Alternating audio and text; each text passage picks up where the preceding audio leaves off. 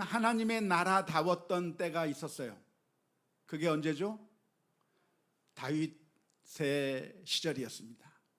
다윗이 왕으로 세워지게 되었을 때 그 이스라엘 나라는 아주 참 태평성대를 이룬 것이죠. 다윗의 원칙들을 보면 전쟁하러 나갔다가 전리품을 얻게 되면 그 전리품을 싸우러 나간 군인들만 차지한 게 아니고 누구에게도 줬어요?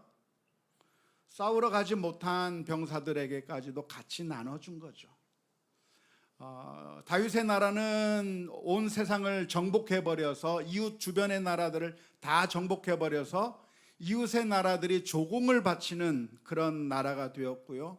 하나님을 섬기는 이스라엘 나라가 가장 강력한 나라가 되어서 그 시절이야말로 태평성대를 이룬 시대라고 이야기할 수 있을 겁니다. 그런데 안타깝게도 이러한 다윗의 나라가 영원히 계속될 거라고 하는 하나님의 예언에도 불구하고 안타깝게도 그 다윗의 나라가 영원해졌습니까? 중간에 멈췄습니까? 멈췄어요. 안타깝게도 다윗의 왕국이, 다시 말하자면 하나님의 나라라고 볼 수 있는 그 다윗의 왕국이 다윗이 죽고 난 다음에는 솔로몬으로 해서 이어지는 것 같았는데 거기까지였습니다. 솔로몬 이후에는 르호보암 왕이 나타나더니만 나라가 두 나라로 쪼개져 버렸고요.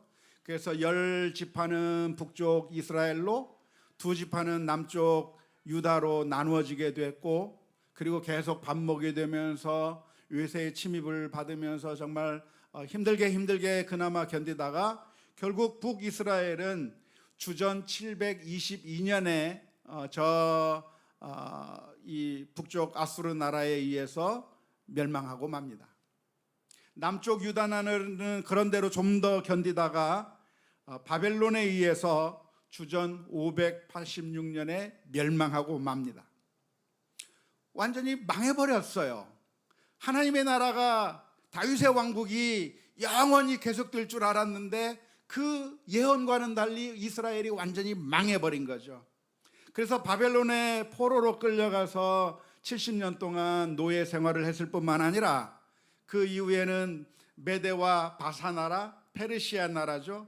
그에 의해서 지배를 받았고, 그 이후에는 주전 332년에 헬라 제국이 이스라엘을 정복해서 또 이스라엘은 헬라 제국 밑에서 고통스럽게 삶을 살았습니다. 헬라 제국 이후에는 프톨레미 왕조와 셀류키드 왕조에 의해서 계속해서 지배를 받았다가, 그래서 주전 63년에 이번에는 누가 쳐들어와요? 로마가 쳐들어와서 로마의 폼페이 장군이 예루살렘 성전을 정복하고, 그래서 로마의 지배하에서 고통스럽게 살아가고 있는 것이죠. 따라서 이 외세의 침입하에 살던 이스라엘 민족들은 삶이 행복했겠어요? 고통스러웠겠어요?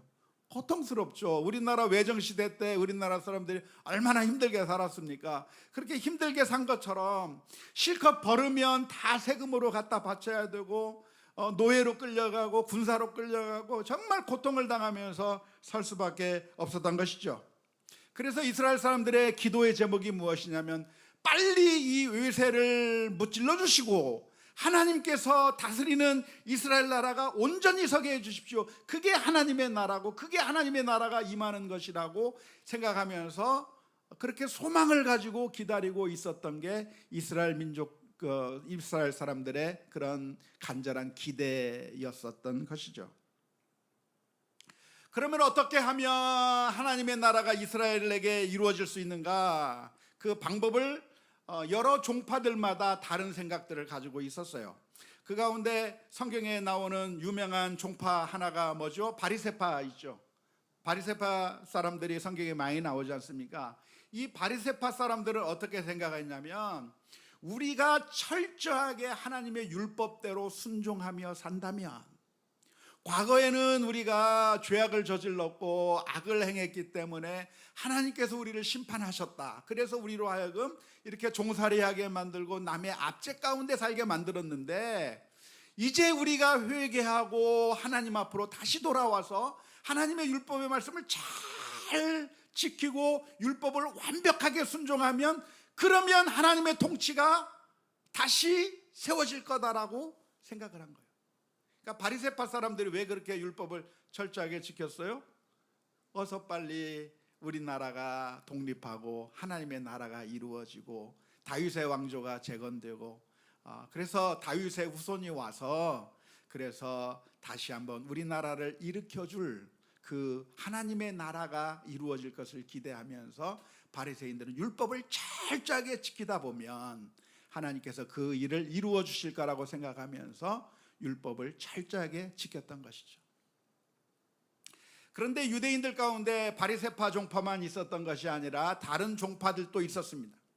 근데 그 다른 종파들은 어떤 생각을 가지고 있었는가? 또 다른 생각들을 가지고 있었어요. 오늘 그 모든 종파들에 대해서 다 설명할 수는 없지만 그 중에 어떤 종파가 있었냐면 열심당파가 있었습니다. 열심당파, 열혈당파. 예수님의 제자 가운데 시몬이라고 하는 제자는 바로 그 열혈당파 출신, 열심당파 출신의 제자였는데요, 이 열혈당파에서는 어떻게 생각했냐면 우리 이스라엘 민족 가운데서 죄악을 제거해내면 하나님께서 은혜를 베풀어 주시고 하나님의 나라가 올 거라고 생각을 한 것이죠. 그래서 그 열혈당파들이 생각하고 있었던 것이 무엇이냐면, 그 옛날 출애굽할 때 모압 민족에 의해서 이스라엘 민족이 정말 엄청난 고통을 당하고 있을 때, 그때 이스라엘 민족을 건져낸 사람이 있었습니다. 그때 이스라엘 민족이 큰 역병 가운데 완전히 몰살을 당할 처지가 있었는데 그 역병이 그치게 만들고 이스라엘을 구원한 사람이 있었는데, 퀴즈, 누구였습니까? 성경, 구약 성경 잘 아시는 분.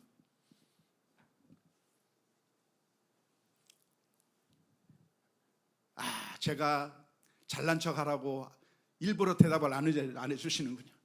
참 대단한 성도님들이십니다.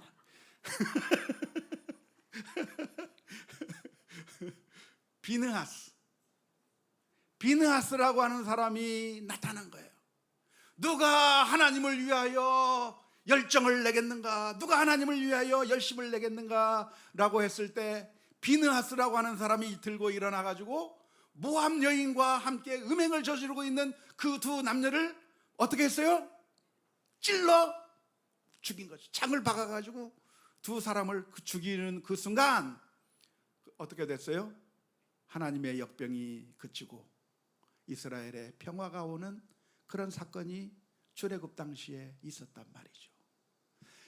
그렇게 이 비느하스라고 하는 사람이 이스라엘 민족 가운데 있는 죄악을 저지르는 그 나쁜 놈들을 제거함으로 말미암아 이스라엘에서 죄를 제거해서, 그래서 하나님의 평화가, 하나님의 샬롬이 이스라엘에 온 것처럼 지금 우리는 어떤 상태인가? 마치 지금은 하나님의 징계를 받아서 우리가 이렇게 고통을 당하고 있는데 우리가 율법을 잘 지키는 정도만 가지고는 안 된다 이거예요. 우리가 율법도 잘 지켜야 되겠지만 더 나아가서 어떻게 해야 된다? 우리 민족 가운데서 죄악을 저지르고 있는 그런 아주 나쁜 놈들을 제거해야 된다. 그렇게 해서 열심당원들은 이스라엘 민족 안에 있는 죄악들을 제거하려고 하는데도 앞장섰습니다. 그래서 이스라엘 사람들이 입는, 중동 사람들이 입는 옷이 뭐죠? 이렇게 쫙 이렇게 통으로 짠 그런 옷 속에 칼을 숨기고 다니다가, 그러다가 나쁜 놈이 있으면 어떻게 해요? 팍 찔러 죽여가지고 제거해서, 세리가 있다, 세리를 죽여버리고, 창기가 있다, 창기를 죽여버리고, 우리 민족 가운데서 죄악을 범하는 사람들 죽임으로 말미암아, 제거함으로 말미암아 하나님의 나라가 이 땅에 와서, 그래서 다시 하나님의 통치가 수립되고 이스라엘이 다시 독립을 하게 되고 의세는 물러가게 되고 모든 나라에서 우리 나라에게 조공을 바치는 그런 태평성대가 이루어지는 것이 하나님의 나라라고 하는 그런 소망을 가지고 있었던 것이죠. 그런데 그런 이스라엘 민족 가운데 누가 나타났습니까? 예수님이 짠 하고 나타난 거예요. 예수님이 누구로 나타났어요? 다윗의 후손으로 나타난 겁니다. 다윗의 후손, 다윗의 후손이 나타나서 이스라엘을 회복시키시고 그래서 하나님의 나라가 이루어지게 만들 그 예수님께서 짜잔 하고 나타나신 것이죠. 그래서 사람들이 그 예수님 중심으로 모이면서 다윗의 후손인 예수님을 중심으로 해서 이스라엘 나라가 다시 회복될 것을 기대하고 있었는데, 놀랍게도 예수님은 그런 방식의 하나님 나라가 오는 것을 거부하셨습니다. 오히려 예수님께서는 하나님의 나라를 어떤 관점에서 봤냐면 영적인 차원에서 본 것이죠. 이스라엘 나라 사람들은 이 세상, 이 물질적인 세계, 이 육신의 세계에서 외세들을 무찌르고 그래서 우리나라가 독립하고 우리나라가 잘 되는 것, 국가가 잘 되는 것, 이게 하나님의 나라라고 생각을 했지만 예수님께서 보신 것은 우리의 문제가 어디에 있냐면 외세의 지배를 받고 있는 게 문제가 아니라 지금 우리가 누구의 지배를 받고 있는 게 더 큰 문제예요? 사탄의 지배를 받고 있는 것, 죄의 지배를 받고 있는 게 더 큰 문제인 겁니다. 우리들이 사탄의 지배 가운데 있고 죄 아래에 있어서 그래서 그 죄의 영향력 때문에 계속해서 악한 일을 저지르고 그런 악한 일을 저지르는 결과로 우리는 고통을 당하고 슬픔을 당하고 결국에는 죽을 수밖에 없는 그런 인생들을 살고 있는 우리를 예수님께서는 사탄의 권세로부터 우리를 해방시켜 주셔서 이제는 우리가 죄의 노예가 아니라 사탄의 노예가 아니라 하나님 나라의 백성으로 바뀌어지는 그런 영적인 차원에서의 하나님의 나라를 가져오기를 원하셨던 것이죠. 그래서 우리로 하여금 이런 율법의 요구로부터, 율법의 굴레로부터 우리를 해방시키고 종교의 굴레로부터 해방시켜서 진정한 하나님의 자녀가 되도록 만들어주는, 마치 그 옛날 이스라엘 민족이 애굽 땅에서 종살이하고 있었는데 그 종살이하고 있었던 이스라엘 민족을 해방시켜서 그래서 독립국가가 되게 만들었던 것처럼, 저 가나안 땅에 들어가게 만들었던 것처럼 우리 인생이라고 하는 것이 어떤 인생인가? 바로 왕과 같은 그런 사탄의 지배 가운데 있는 우리가 죄의 요구를 따라서 그렇게 죄를 지으면서 참 힘들게 살고 있는 우리들을 죄의 굴레로부터 해방시켜서 우리가 영원한 하나님의 그 통치 가운데, 의의 통치 가운데 들어갈 수 있도록 만들어주는 것이 주님께서, 예수님께서 보신 하나님의 나라의 관점입니다. 그러니까 예수님은 메시아로 오셨어요. 유대인의 왕으로 오셨어요. 다윗의 후손으로 오셨지만 관점이 다른 거예요. 이 육신적이고 물질적이고 이 세속적인 관점에 있어서의 그런 왕이냐 아니면 영적인 차원이냐라고 했을 때 예수님은 그게 세속적인 것이 아니라 영적인 차원의 다윗의 후손이었고 우리를 영적으로 구원해 주신다고 하는 것을 말씀하신 것입니다.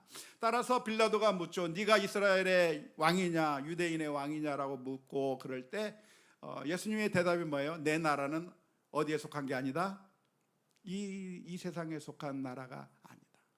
예수님은 단순히 해방되고 국가가 잘 되고 그게 예수님의 목적이 아니라 우리를 영적인 그런 굴레로부터 해방시켜서 하나님의 통치를 받게 하는 것이 예수님의 관점이다라고 하는 것을 이해하시면 좋겠습니다. 이해가 되십니까? 제가 너무 말을 빨리 했나요? 예, 고맙습니다. 오늘은 제3청원을 다루도록 하겠습니다.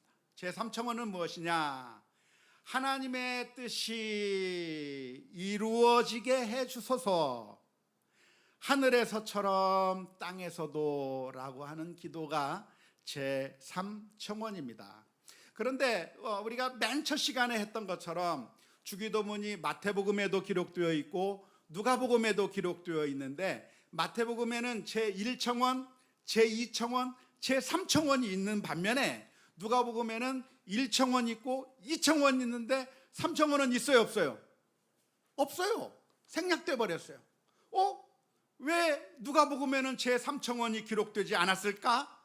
라고 질문을 가질 수가 있겠는데, 그것에 대해서는 이미 설명을 해드렸습니다. 왜 생략되어 있습니까?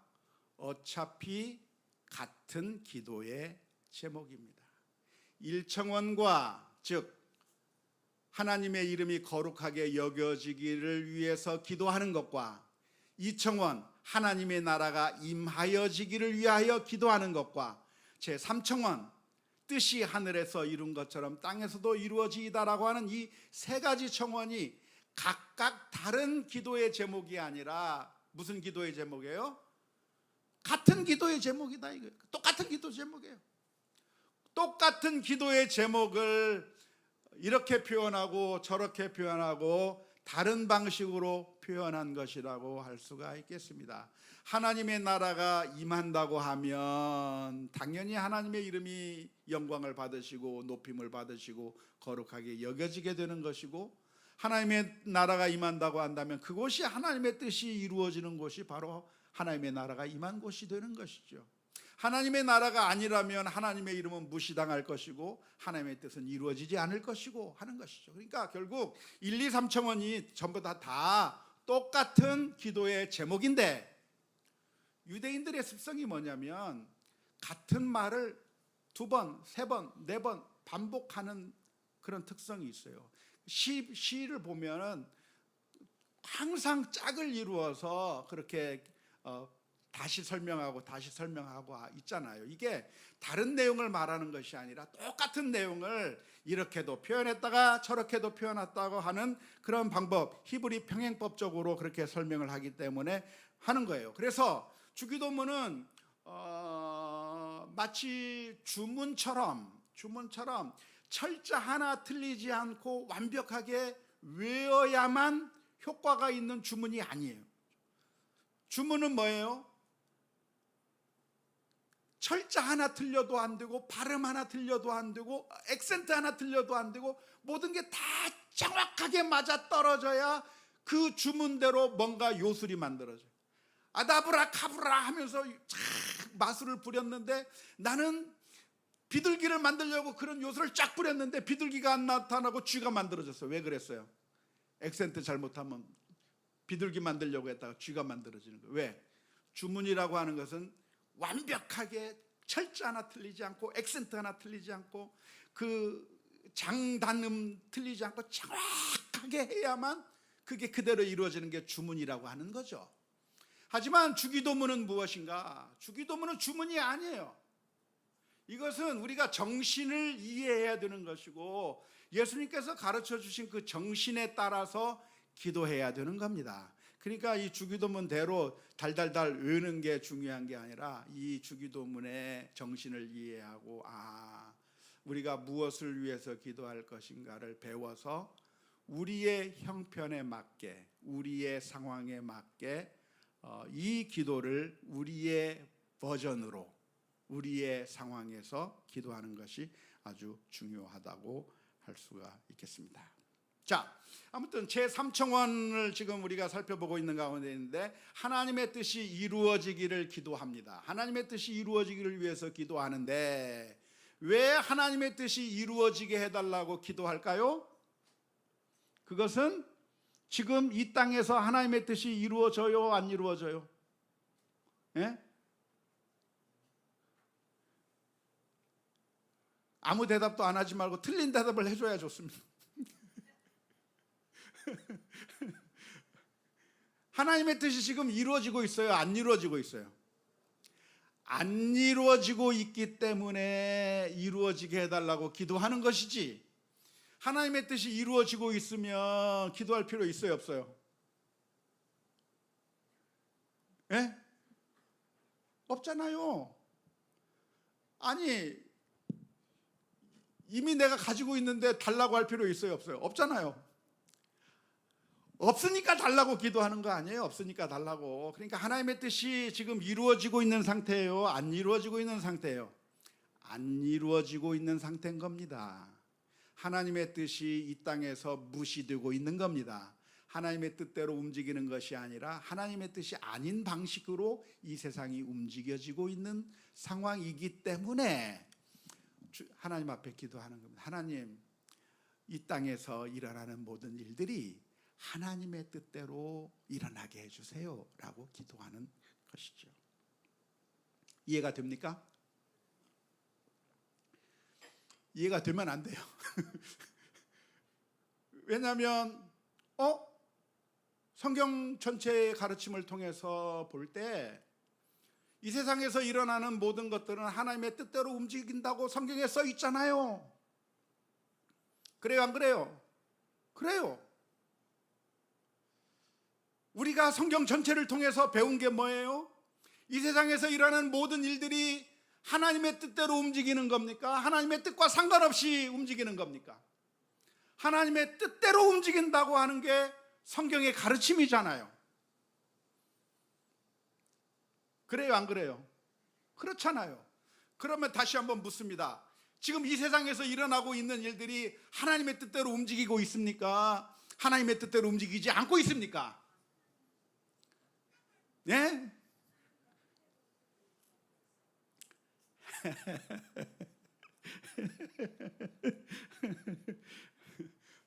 지난번에 이미 지난 시간에 한혜실 권사님이 대답하셨어요. 지금 이 세상이 하나님의 나라냐 아니냐 라고 질문을 던진 것에 대해서 이미 정답을 이미 얘기했어요.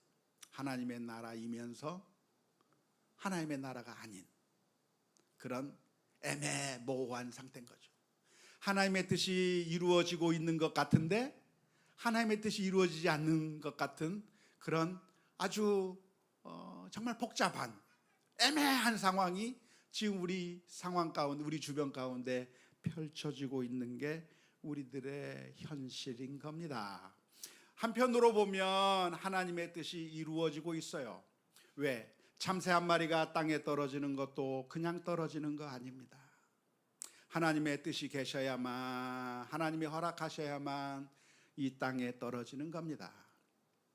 한 남자와 한 여자가 만나서 결혼하는 것도 우연히 만나 결혼하는 것이 아니고 하나님께서 그들의 마음을 열어주시고 인도해 주셔서 두 사람이 서로 사랑하게끔 만들어 주셔야만 두 사람이 서로 결혼하게 되는 겁니다. 우리의 발걸음을 옮겨서 교회당으로 오게 된다고 한다면 그냥 오는 게 아니라 사실은 하나님께서 인도하셨기 때문에, 발걸음을 인도하셨기 때문에 오는 겁니다. 그러니까 이 세상에서 일어나고 있는 그 모든 일들은 그 어느 것 단 하나도 하나님과 상관없이 일어나는 것이 아니라 하나님의 뜻대로 이 세상의 모든 것들이 다 일어난다고 말할 수가 있을 겁니다. 만약 그런데 그렇게 이야기하면 당장 무슨 문제가 발생합니까? 모든 것이 하나님의 뜻대로 일어난다고 말하면 은혜스럽죠. 그런데 그 말이 은혜스럽지 않게 느껴지는 사람들이 있습니다. 누구에게 은혜스럽지 않게 느껴지는 거죠? 고통을 당하는 사람들은 도무지 이해할 수가 없는 거죠. 악을 보면서 지금 악이 펼쳐지고 있는데, 그런데 그 악이 일어나고 있는 것도 하나님의 뜻이냐? 라고 말할 때 혼란스러운 거예요. 그러면 그 옛날 유대인들을 600만 명씩이나 학살했던 히틀러의 그 잔악한 그런 살인마적인 그런 행동들이 하나님의 뜻이 이루어진 거냐? 라고 질문을 던지는 거죠. 하나님이 그런 나쁜 하나님이었느냐? 라고 질문을 던지는 거예요. 그래서 우리가 하나님의 뜻이었다라고 말하는 것이 사실 함부로 이야기해버리면 안 되는 거예요.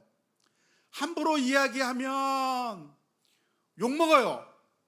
예를 들어서 우리 주변에 정말 힘들고 고통스러운 일들이 많이 발생합니다.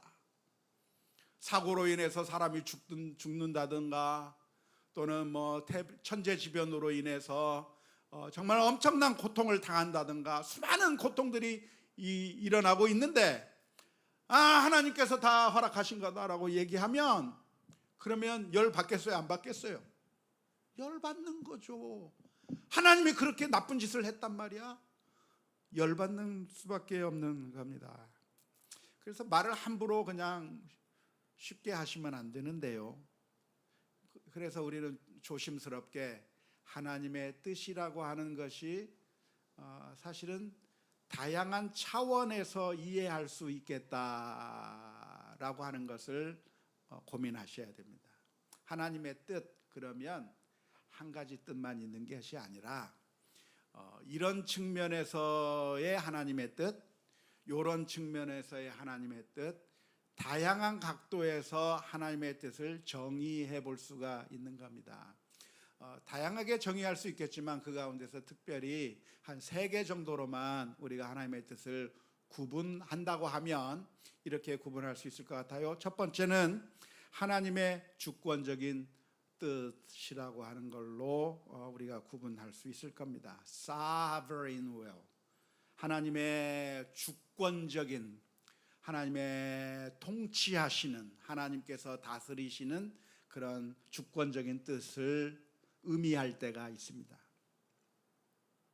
하나님께서 이 세상을 다스리는 차원에서 하시는 하나님의 뜻은 하나님의 주권적인 뜻이라고 할 수 있는데 이것은 반드시 일어나게 되어 있는 것이고 그렇기 때문에 반드시 효과적인 뜻이죠. 하나님의 이 주권적인 뜻이 무너질 리가 없습니다. 하나님의 이 주권적인 뜻이 막힐 수가 없는 겁니다.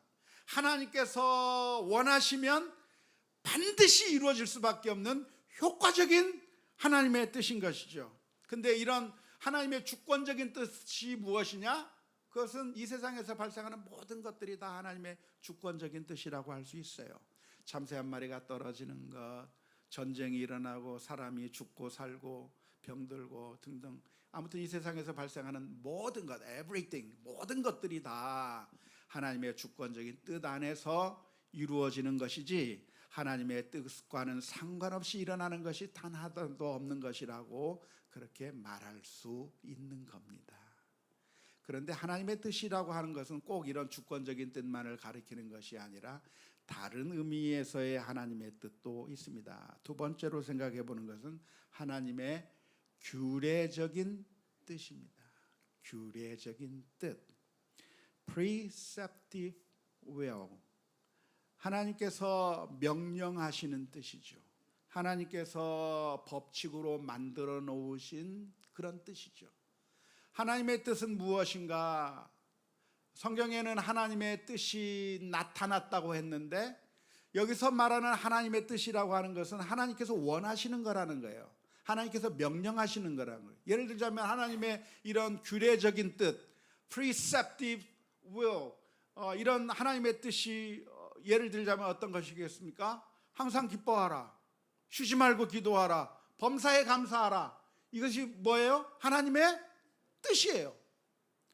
슬퍼하는 건 하나님의 뜻이에요? 아니요. 불평하는 건 하나님의 뜻이에요? 아니에요. 그런 건 하나님의 뜻이 아니에요. 하나님의 뜻은 우리가 기뻐하고 기도하고 감사하는 것, 이런 것들이 다 하나님의 뜻이고, 살인하지 말라 뭐 등등 우리에게 명령하시는 그런 하나님의 뜻을 가리켜서 규례적인 하나님의 뜻이라고 말할 수 있겠는데, 하나님의 뜻이 어디에 나타나는가? 성경 속에 하나님의 규례적인 뜻이 이 성경 말씀 가운데 있는 것인데요, 이러한 하나님의 규례적인 뜻은 이 세상에서 실제적으로 발생하고 이루어지고 있습니까? 종종 어겨지고 있습니까? 예? 종종 어겨지고 있는 거죠. 감사하라고 했는데 감사 안 하잖아요. 예? 정말 제가 황당한 것은 감사하라고, 쉬지 말고 기도하고 범사에 감사하고 항상 기뻐하라고 하던 그 사람들이 모인 그 자리에 가면 감사가 안 나고 손 욕하고들 앉아 있어요. 항상 사람들이 하나님의 규례적인 뜻을 순종하냐면 순종하지 않고 어기고 있단 말이에요. 그러니까 이 하나님의 뜻이 이루어지고 있냐면 어겨지고 있는 하나님의 뜻이라고 말할 수가 있는 것이죠. 뿐만 아니라 세 번째 뜻, 하나님의 뜻이 있다고 한다면 하나님의 선하신 뜻입니다. Good will, 하나님의 선하신 뜻. 하나님의 선하신 뜻은 무엇입니까? 하나님의 성품을 반영한 그런 뜻이죠. 하나님께서 모든 사람을 구원하기를 원하시고 모든 사람들이 복받기를 원하시고 하는 그런 하나님께서 기뻐하시는 그런 뜻이죠. 그런데 그런 기뻐하신 뜻들도 그대로 이루어지고 있습니까? 아니면 이루어지지 않고 있습니까? 안 이루어지고 있다 이 말이에요. 하나님의 뜻이 그래서 1번 주권적인 뜻으로 봤을 때는 하나님의 뜻이 이 세상에서 온전히 이루어지고 있다라고 말할 수 있지만 현재 우리가 살아가고 있는 이 세상 속에서 하나님의 선하신 뜻이 이루어지고 있느냐라고 질문을 던졌을 때 하나님의 선하신 뜻이 이루어지지 않고 있어요. 슬픔과 고통이 있고 미움과 증오가 있고 시기와 질투가 있고 여러 가지 나쁜 하나님께서 원하시지 않는 일들이 뜻들이 하나님의 뜻과는 정반대되는 일들이 이 세상에서 많이 일어나고 있는 것입니다. 자, 그렇다고 한다면 예수님께서 제3청원을 통해서 가르쳐 주시기를 하나님의 뜻이 이루어지기를 원합니다 라고 기도할 때는 여기서 말하는 하나님의 뜻은 어떤 하나님의 뜻을 의미하는 것일까요? 1번 하나님의 규례적인 뜻이 이루어지기를 원한다고 하는 말일까요? 2번 하나님의 규례적인 뜻, 3번 하나님의 선하신 뜻, 어떤 뜻이 이루어지기를 원한다고 하는 그런 기도의 제목이겠습니까? 예? 이게 마스크를 쓰니까 안 들려요. 선하신 뜻, 예, 맞아요. 물론 우리가 여러 가지로 다 이해할 수 있습니다. 하나님의 그 주권적인 뜻이 이루어지기를 원하나이다라고 하는 기도의 제목으로 이해할 수도 있어요. 그것은 하나님이 그런 하나님의 뜻이 안 이루어지니까 이루어지게 해달라고 하는 그런 기도의 만약에 1번 뜻이라고 한다면 하나님의 주권적인 뜻이라고 한다면 하나님의 주권적인 뜻이 안 이루어지니까 이루어지게 해달라고 하는 그런 기도의 제목이라기보다는 하나님의 그런 주권적인 뜻이 지금 다 이루어지고 있는데 내 마음에 그것을 받아들이지 못하는 게 있거든요. 하나님 이러면 안 되는데요. 하나님 이런 식으로 하면 안 되는데요. 그런 게 있잖아요. 그런데 내 마음 가운데 스스로를 설득시키면서 그러나 내 뜻대로 마으시고 하나님의 뜻대로 되기를 원하나이다 라고 하는 의미에서 기도하고 사실 그것은 하나님을 향한 기도라기보다는 나 자신을 설득하고 하나님의 뜻에 내가 복종하는 의미의 기도로 이해할 수가 있는 것이죠. 예수님께서 하신 기도가 그런 기도가 아니었습니까? 예수님께서는 겟세마네 동산 가운데서 피땀 흘리면서 기도하시기를 이 잔이 내게서 지나가게 해달라고 했습니다. 이 잔이 내게서 지나가게 해달라고 기도했지만 그러나 예수님께서 마지막에 하신 기도는 무엇이냐면 그러나 나의 뜻대로 마시고 아버지의 뜻대로 되기를 원하나이다. 이것이 선하신 뜻은 아닐 수 있겠지만 물론 선하신 뜻이긴 하지만 그러나 죽어야 하는 자의 입장에서는 선할 수 없는 그런 고통스러운 뜻이거든요. 그래서 이것을 내가 물리치고 싶지만 그러나 이것마저도 하나님의 큰 그림 속에서 그런 주권적인 뜻 가운데서 일어나야만 하는 것이라고 한다면 주여 내가 그것을 수용하겠습니다. 내가 마음으로 받아들이겠습니다라고 하는 그런 순복의 다짐의 기도로 제3청원을 이해할 수 있을 겁니다. 야고보서 1장 6절에서 8절 말씀에 어떤 기도의 제목, 어떤 말씀이 있습니까? 오직 믿음으로 구하고 조금도 의심하지 말라. 의심하는 자는 마치 바람에 밀려 요동하는 바다 물결 같으니 이런 사람은 무엇이든지 주께 얻기를 생각하지 말라. 두 마음을 품어 모든 일에 정함이 없는 자로다라고 얘기했는데, 그 얘기는 우리가 우리의 기도 제목을 항상 끝까지 밀어붙여야 된다고 하는 그런 의미가 아닙니다. 끝까지 내 뜻대로 밀어붙이라는 얘기가 아니고, 사실은 하나님의 주권적인 뜻에 순복해 나가는 것이 아주 중요하다고 할 수 있겠는데요. 이 기도 야고보서의 말씀은 우리가 하나님에 대한 신뢰를 잊지 말라고 하는 것인데, 아무튼 기도는 우리의 생각을 끝까지 밀어붙이는 것이 아니라 하나님의 뜻에 순복하는 과정이라고 한다면 제3청원을 하나님의 주권적인 뜻에 대한 순복으로 이해하려면 이해할 수도 있을 것 같아요. 하지만 물론 그것이 성경적인 가르침이긴 하지만, 그러나 아마도 두 번째 규례적인 의지, 그리고 하나님의 선하신 뜻, 이런 것들이 이 세상에서 실제적으로 일어나게 해달라고 하는 기도로 보는 것이 더 맞다고 봅니다. 김현순 권사님께서 말씀하신 것처럼 지금 이 땅은 어떤 땅이에요? 하나님의 뜻이 아니라 정말 하나님의 뜻과는 정반대로 가고 있는 땅이잖아요. 의로운 자는 너무나도 고통을 당해도 소망이 없는 것처럼 보이는 세상인데, 악을 행하는 자는 뻔뻔스럽게 악을 행해도 아무런 제재를 받지 않고 계속해서 악을 저지르면서 떵떵거리면서 살고 있는 이 정말 모순되는 세상에 우리가 살아가고 있는 거 아닙니까?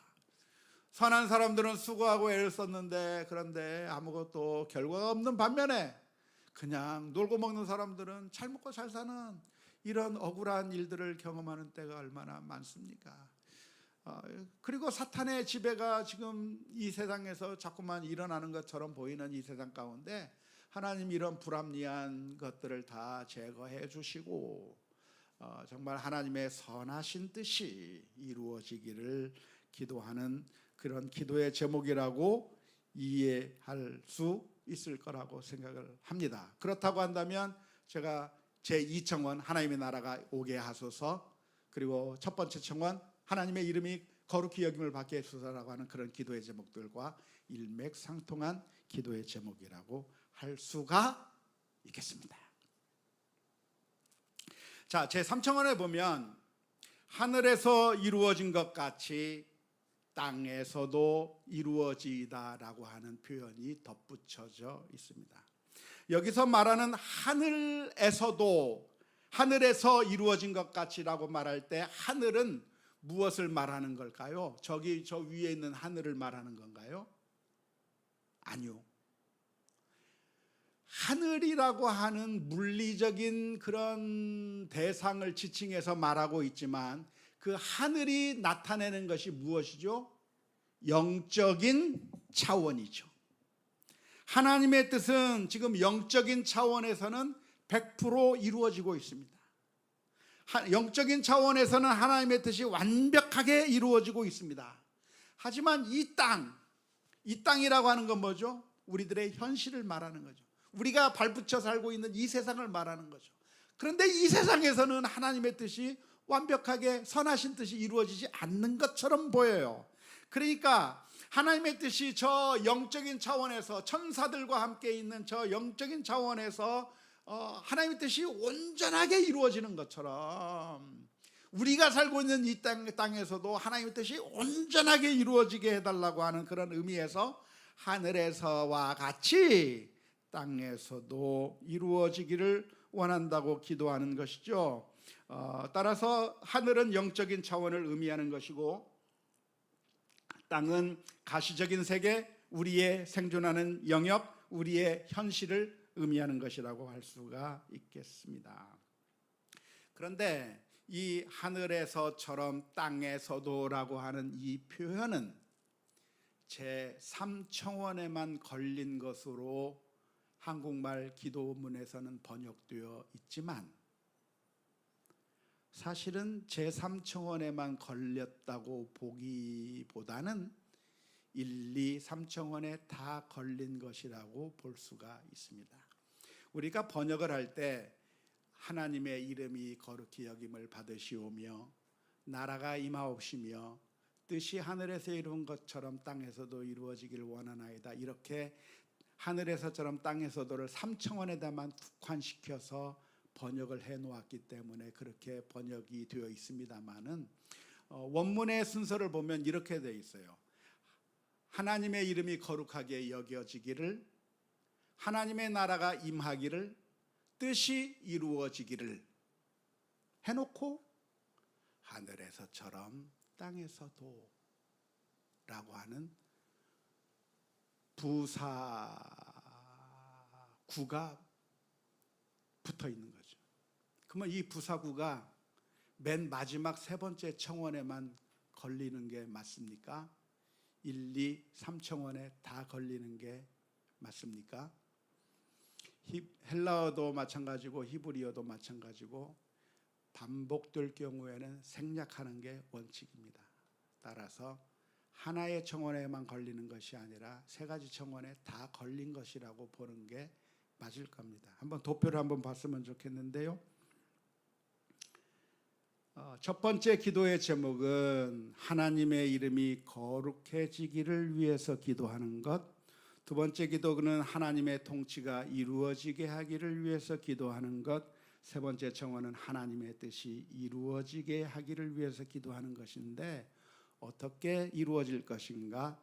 영적인 차원에서처럼 우리의 현실에서도 하나님의 이름이 거룩해지기를 원하고, 영적인 차원에서처럼 우리의 현실에서도 하나님의 통치가 이루어지기를 기도하는 것이고, 영적인 차원에서처럼 우리의 현실에서도 하나님의 뜻이 이루어지게 해달라고 하는 그런 기도로 보는 것이 그것이 바른 관점일 거라고 생각이 듭니다.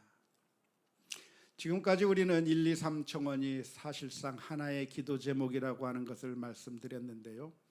이런 기도의 제목을 왜 우리가 기도하는가? 왜 이 기도를 하는 것이죠? 1, 2, 3 청원 기도를 하는 이유? 그것은 우리가 지금 하나님 나라의 영적인 군사들이기 때문에 그렇습니다. 우리가 지금 누구냐?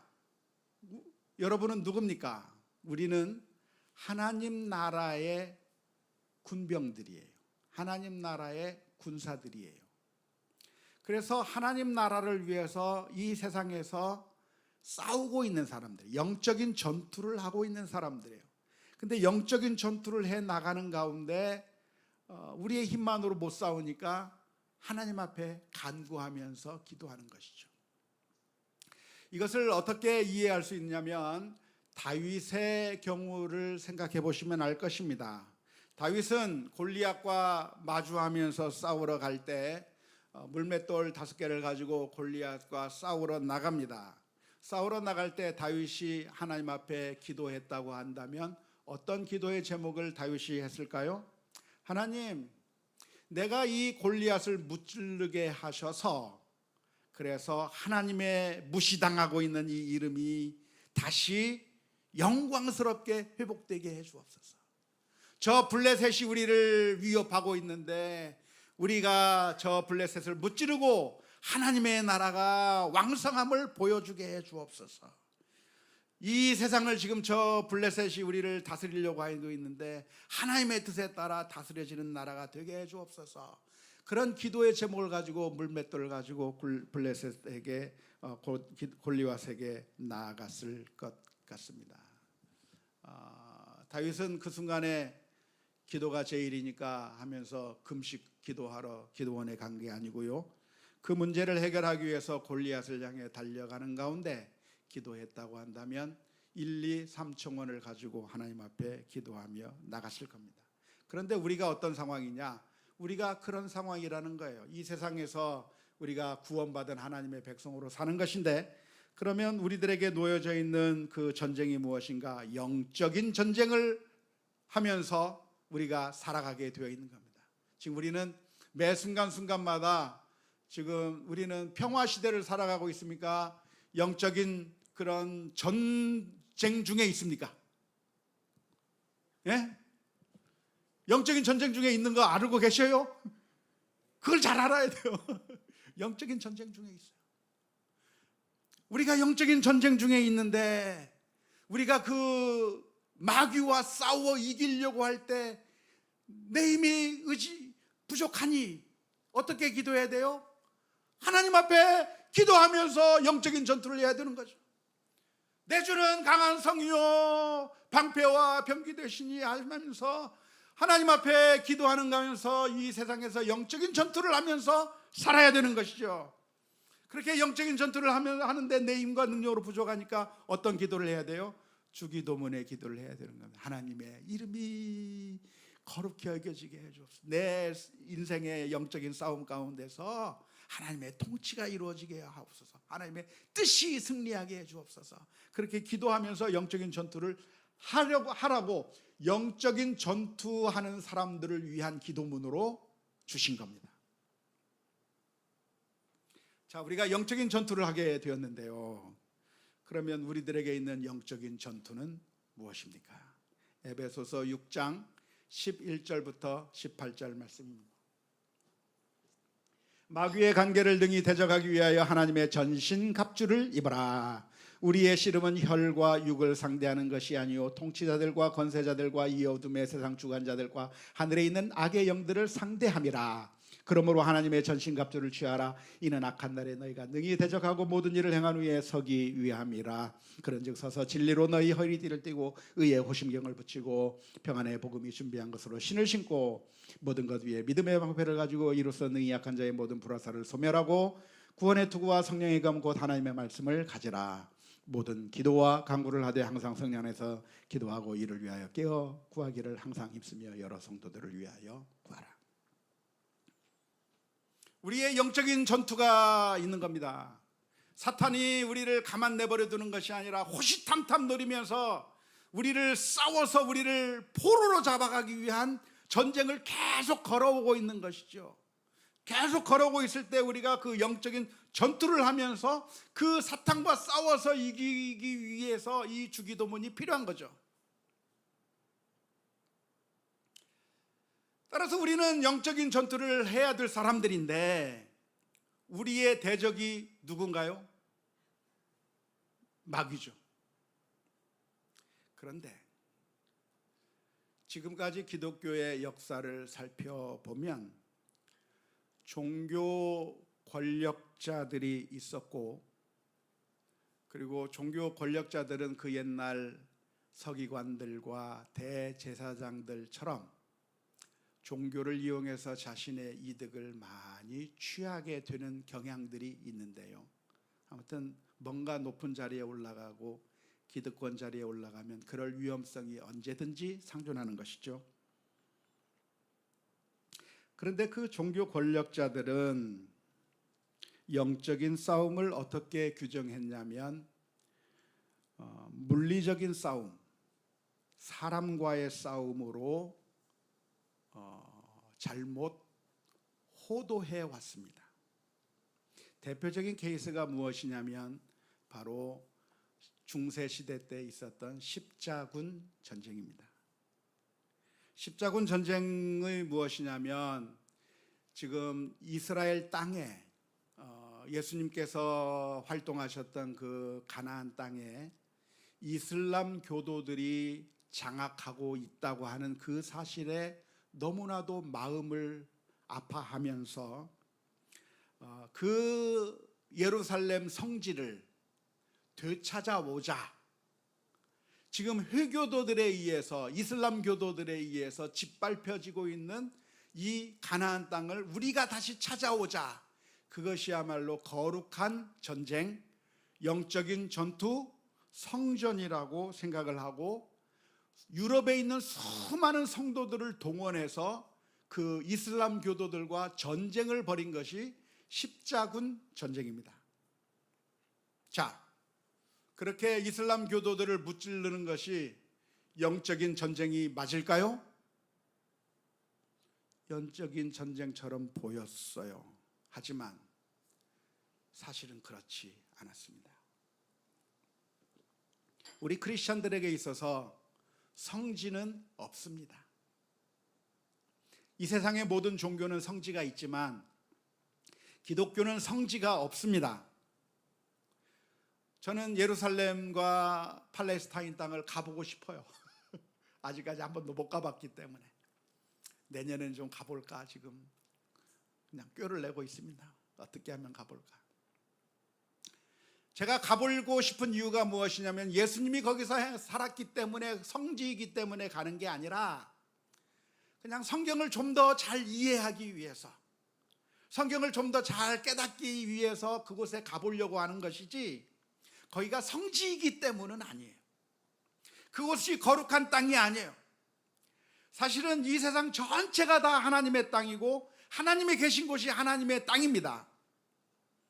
그런데 중세시대 때 십자군 전쟁을 일으켰던 종교 권력자들, 교황들은 저 이슬람 교도도와 싸워서 성지를 탈환하는 것이야말로 거룩한 전쟁, 영적인 전쟁이라고 이야기를 한 거죠. 그런데 사실은 그런 목적이 있었던 것이 아니라 그건 표면으로 내세운 목적이고, 실제 그 속셈이 뭐였어요?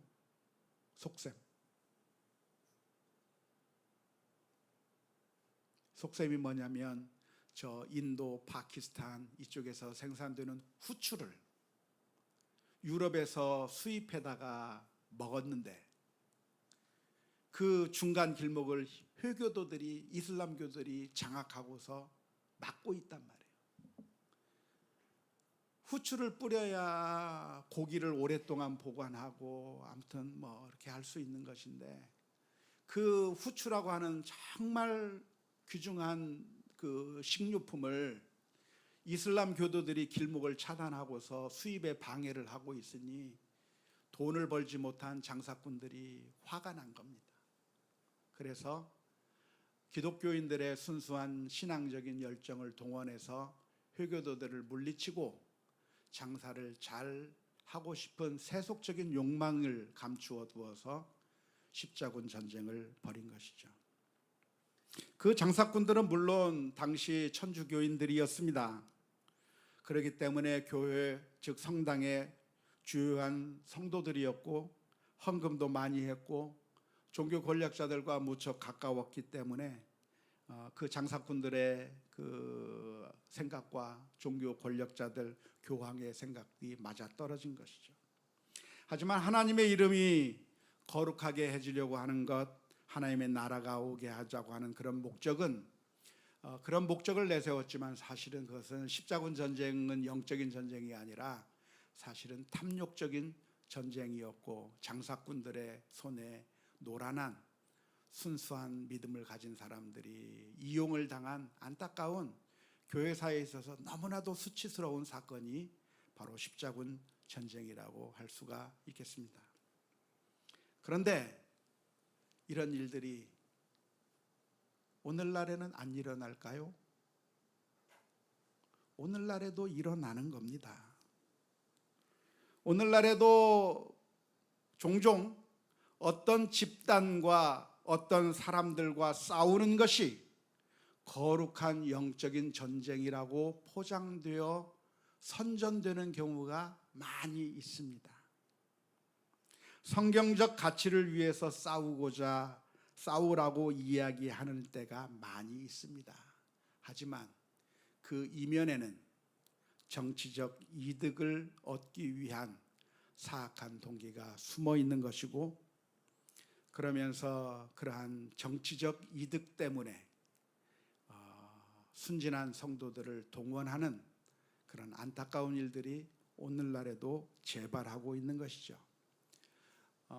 종종 그런 사악한 생각을 가지고 있는 사람들에 의해서 주도가 되지만, 분별력이 없는 목회자들에 의해서 부화뇌동하면서 순수한 마음으로 따라하는데 분별력이 없어서 따라가기도 하고, 그리고 성도들도 제대로 잘 모르고 영적인 전쟁이 마치 사람과 싸우는 것이, 그래서 잘못된 우리를 적대하는 자들과 싸워서 이기는 것이 영적인 전쟁이라고 오해해서 그래서 그런 일들을 많이 하게 되는데요.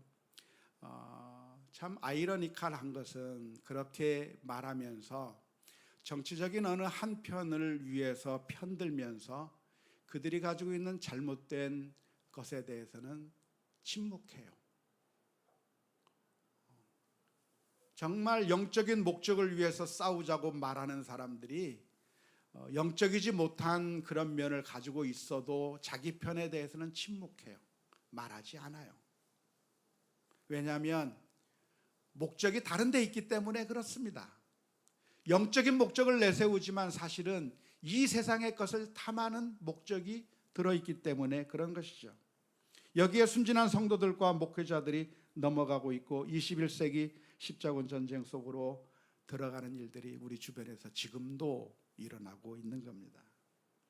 그런데 주기도문에서 그리고 성경 전체에서 우리가 하나님의 병사로서 영적인 전쟁을 하라고 말하고 그리고 영적인 전쟁을 하면서 이 주기도문을 기도하면서 기도하라고 말씀하실 때 그 기도의 제목은 정말 영적인 싸움이에요. 당시 유대인들이 생각했던 것처럼 그런 이런 이 땅에서의 싸움이 아니라 영적인 내 마음의 내부에서 있는 싸움인 것이죠. 누가 우리의 대적인가? 대적이 우리 밖에 있는 것이 아니라 우리 안에서 우리를 넘어뜨리기 위한 사탄의 유혹이 있는 거예요. 예를 들자면 다윗의 경우인데요. 다윗은 도망다니는 가운데 사울을 만났습니다. 원수는 위만 다리에서 만난다고 하더니만 정말 그 사울을 만나게 된 거예요. 그리고 죽일 수 있는 기회가 주어졌습니다. 그것도 한 번이 아니라 두 번씩이나 만나게 됐습니다. 그때 주변에 있는 수많은 사람들이 다 이야기하는 겁니다.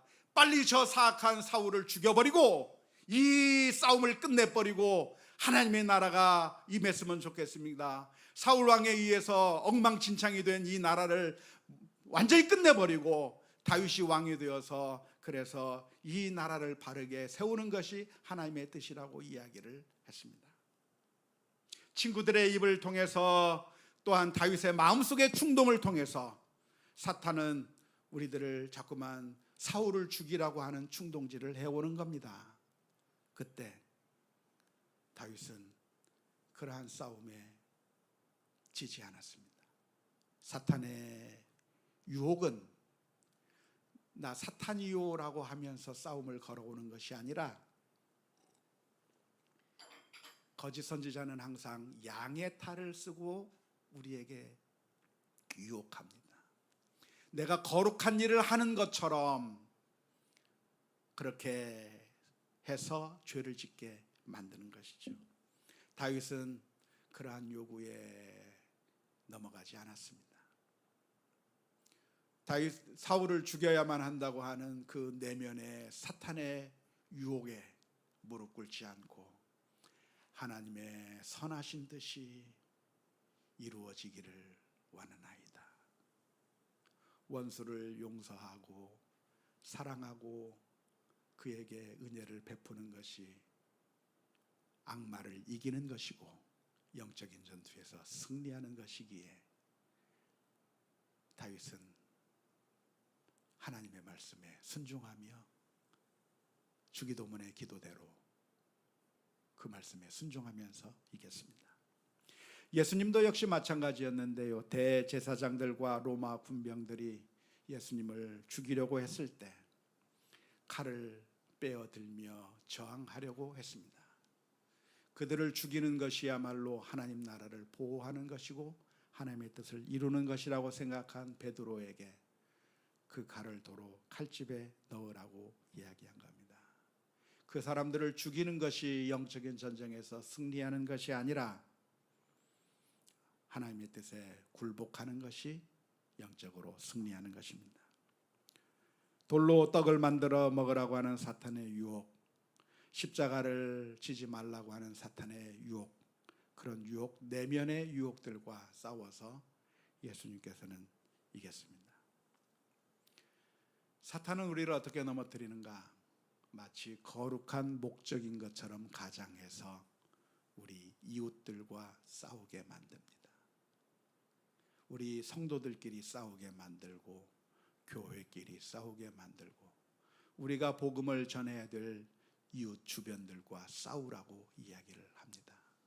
그리고 우리의 권리를 쟁취해야만 우리가 살아갈 수 있을 거라고 유혹합니다. 하지만 하나님의 뜻이 이루어지기를 위해서 기도해야 되는 거죠. 영적인 차원에서 하나님의 뜻이 이루어졌듯이 그 뜻이 이 세상에서, 특별히 어디에서? 내 마음속에서 미워하고 시기하고 질투하는 그 마음을 무너뜨리고 용서하고 화해하고 사랑을 베푸는 마음으로 바뀌어야 되는 거죠.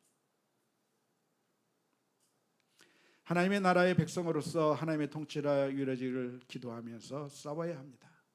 가정에서, 직장에서, 우리 예배의 현장에서, 이 나라에서, 선교의 현장에서 하나님의 뜻에 복종하기 위한 기도의 제목들이 있어야 할 것이죠. 오늘은 여기까지고 그 다음에 이제 다음 배는 4, 5, 6, 7 청원을 하게 될 텐데요. 4, 5, 6, 7 청원은 무엇이냐? 이제 우리가 영적인 전투를 할 때 보급품 좀 조달해 주세요. 보급품 좀 조달해 주세요. 우리의 싸울 힘이 없습니다. 보급품 좀 전달해 주세요. 그런 영적인 필요를 위한 기도가 되겠습니다.